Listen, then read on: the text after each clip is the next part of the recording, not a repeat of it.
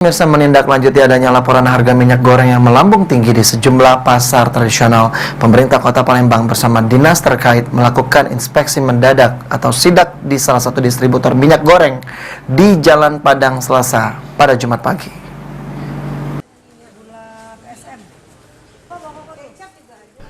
Wakil Wali Kota Palembang melakukan inspeksi mendadak sidak di salah satu distributor minyak goreng di Jalan Padang Selasa pada Jumat pagi.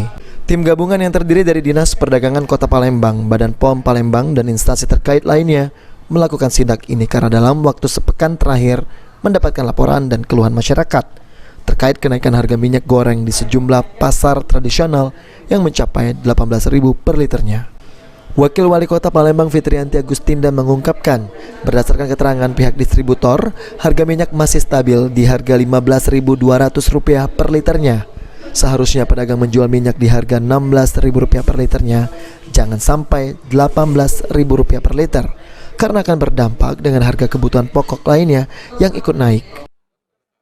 Sampai dengan 17 sampai 18.000, padahal biasanya itu berkisar antara 16.000 sampai dengan 17.000. Yang kami khawatirkan kalau seandainya kita tidak mengambil langkah seperti ini, kenaikan ini akan terus bertambah dan tidak terkendali, padahal kita tidak mendapatkan informasi misalnya ya bahwa ada kenaikan di beberapa kebutuhan bahan pokok, misalnya minyak sekarang yang kita tengah selidiki kan, dan juga ada kecenderungan untuk beberapa bahan pokok yang lain juga sudah mulai meranjak naik karena ada kenaikan dari minyak ini sendiri. Nah, ini langkah dari pemerintah Kota Palembang untuk supaya jangan sampai ada kenaikan di bahan pokok ini yang tidak terkendali.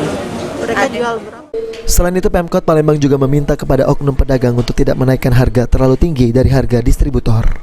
Abidin Riwanto, PAL TV.